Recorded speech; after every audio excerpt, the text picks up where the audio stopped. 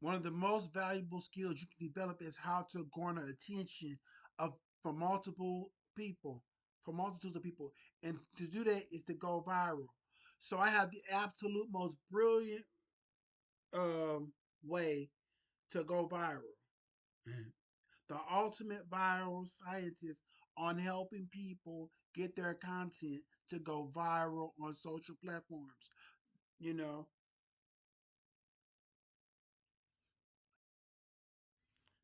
so this whole deal of going viral before we even get started is on how to go viral. How would you define viral? Because for some people, it may be like, oh, my video got 100 views or 1,000 views, 10,000 views. It's viral. So how would you describe viral? It's a great question that I got started this conversation. Some people misconstrue what viral means. Some people, especially business owners, like, I don't want to go viral. I just want to generate more business. You know, because they think that going viral is like a prank or something simple. Like that subject matter can't go viral. Any subject matter can go viral. Taxes go viral. Finance goes viral. Insurance, nutrition, physical fitness, exercising. It can all go viral with the right context. Virality in the context where which we look at it is we're not talking about going viral for the sake of going viral. You want to take your core subject and make that go value so it actually translated into a scalable commerce. It doesn't, if it doesn't give you commerce, then why would you do it? So you burn yourself out when you get great burnout or fatigue. When you get fatigued, you're ultimately gonna stop. One exercise I like to do with you all is, people who are watching, one of the simple things you can do is how many people does your average post connect with each time you post? For some people, it may be zero. Some people may be 1,000, maybe 10,000, maybe 100,000. Whatever that number is, I want you to pull out a calculator and multiply it by 10, and multiply it by 100, then multiply it by 1,000.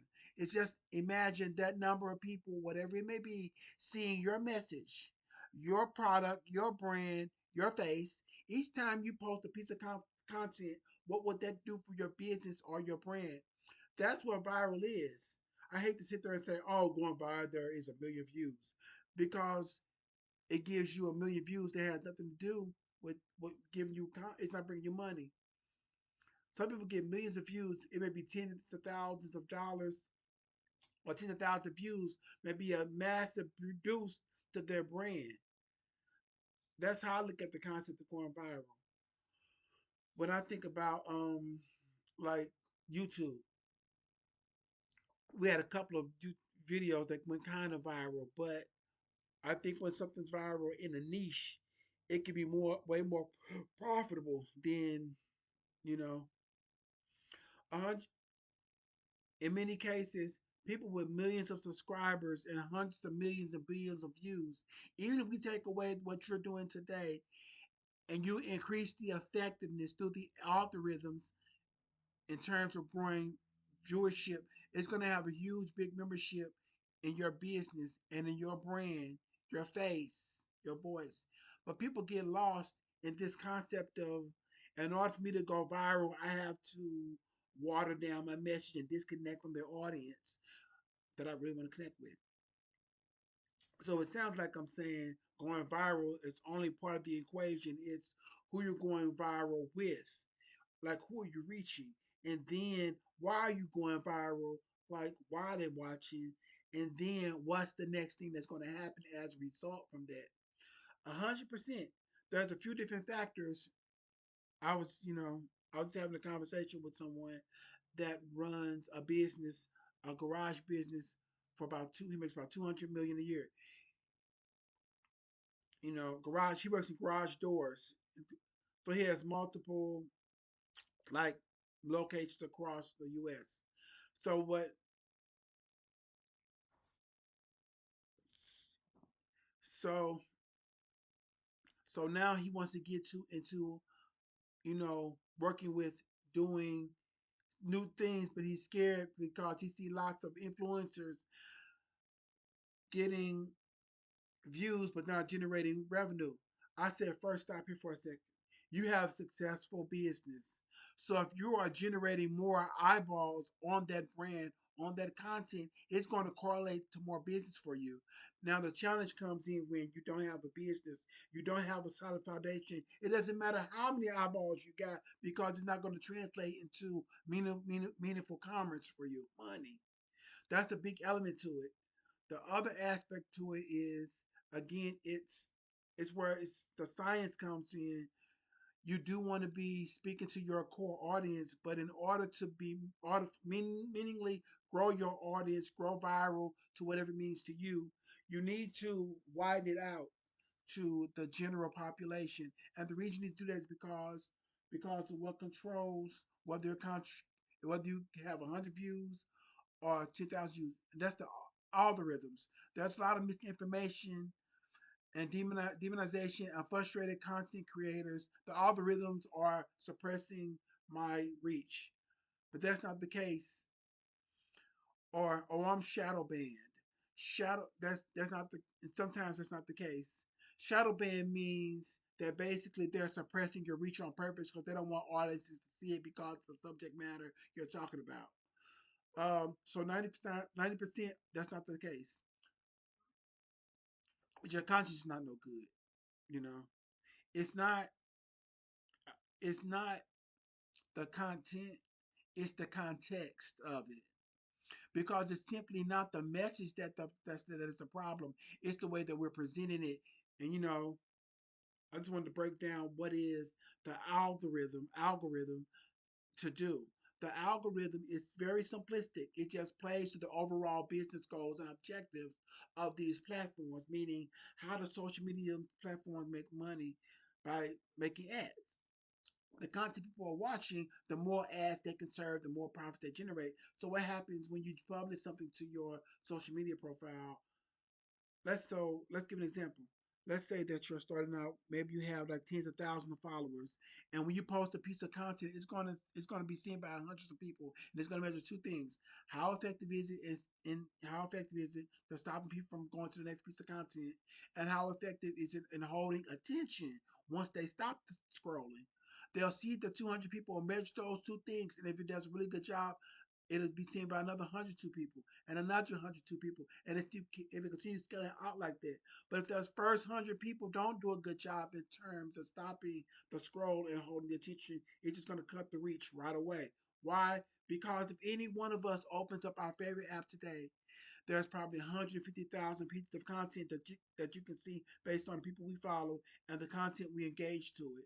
So it has so much content that it can receive people, and if their core goal is to keep people longer, it's just going to cut reach to what's not playing to their business goal or that objective. Now you will see. So basically, if we give the platform what they want, they will give us what we want 100%. And if you think about any of these platforms, it's not like Netflix where they invest billions of dollars in original content. They rely on us. We are the fuel that runs these platforms. So ultimately, they want us to succeed. They want us to They want to partner with us. They're not there to get us. They're not out here to to hurt our business or anything. It's just that we have to prove that we are great storytellers and that we can grab and hold attention longer than the other content that they have at their disposal. So every time I talk to you guys, all these ideas start popping in my head. So I know you. A lot of people watching may not know you. So I'm gonna tell you this origin story on this whole viral thing and about 1 million followers. There's no way you could be that popular. 1 million followers. You got 1 million followers, in 30 days or in 5 years. And I said, I want to see this. So, how did you get started in this whole journey to be, in my mind, the ultimate viral scientist? You know, you know.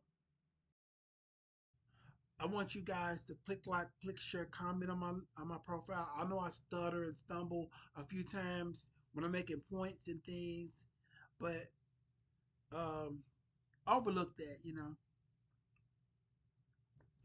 I figured while I was going to school, I wanted to experiment to understand what does it take to get something off the ground, what it takes to run something. So I started a few internet companies while I was in college, and I moved to LA in 2005 to pursue in film like everybody else. You start from the bottom. I was making coffee, deliveries, being a maid, a housekeeper. I was doing all those, working for the rich, you know. But when I obviously working for the rich, but you want to can be able to connect with the producers, the directors to get your foot in the door and scale those relationships. But when people ask me, well, why did you move to LA? Well, I said I wanted to work for the rich and famous, you know. But I was one in a million people trying to do the same thing. But I said, how can I provide the most amount of value to the higher up so I can build those relationships? But I noticed every time people finish a film, they spend tens of millions of dollars on promoting and producing, and there was so much anxiety that would come over doing these movies. It's you don't have years or decades to build a brand. You're literally taking this piece of content, and you need hundreds and millions of people around the world to know about it within a matter of months.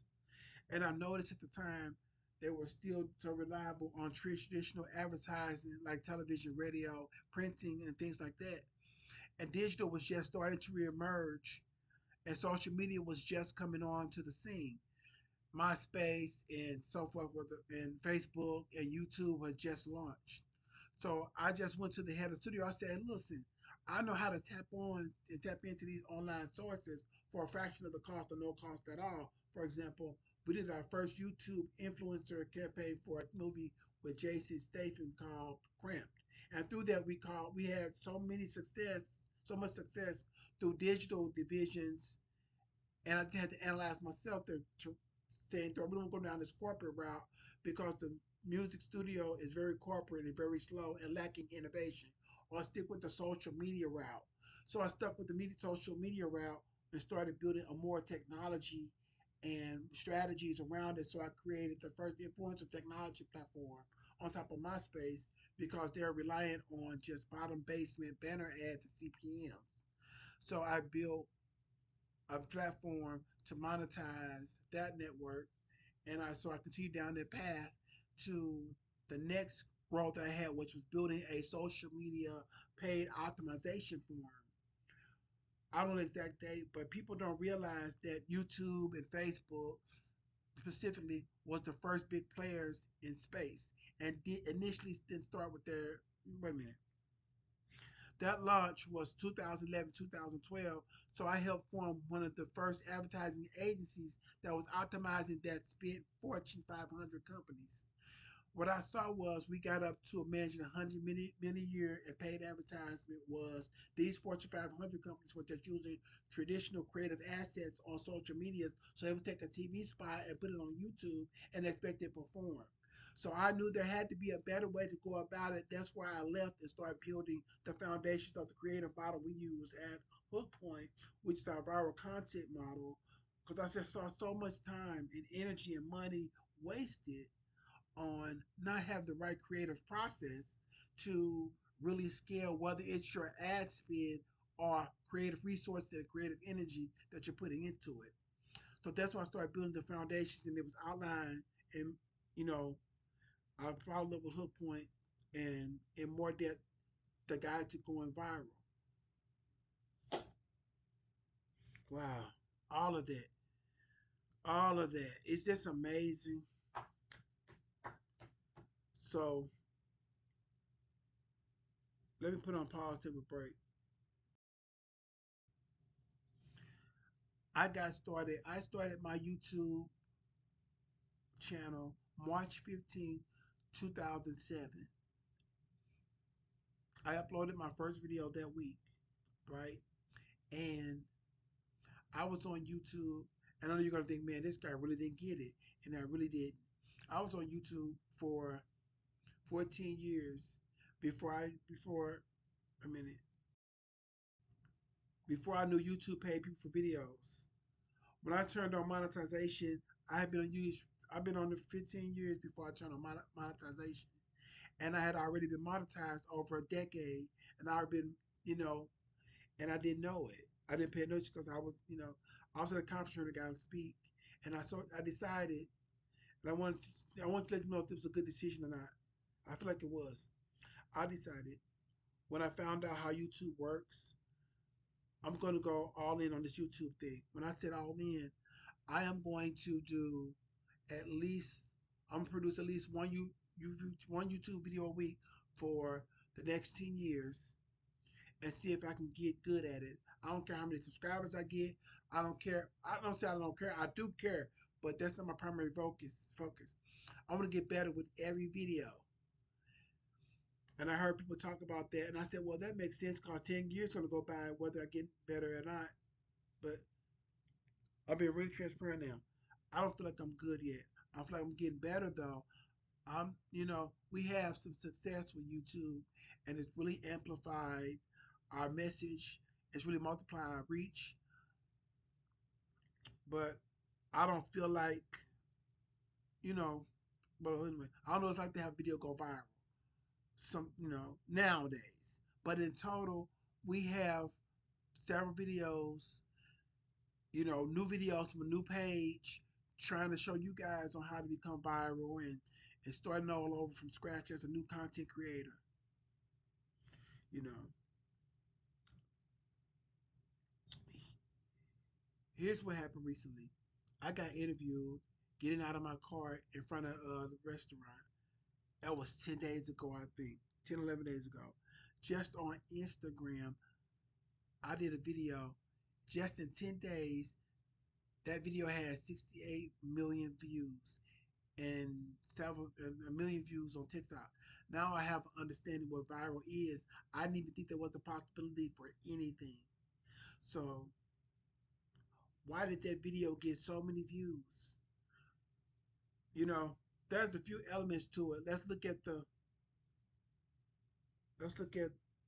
the account of School of Hard Knocks.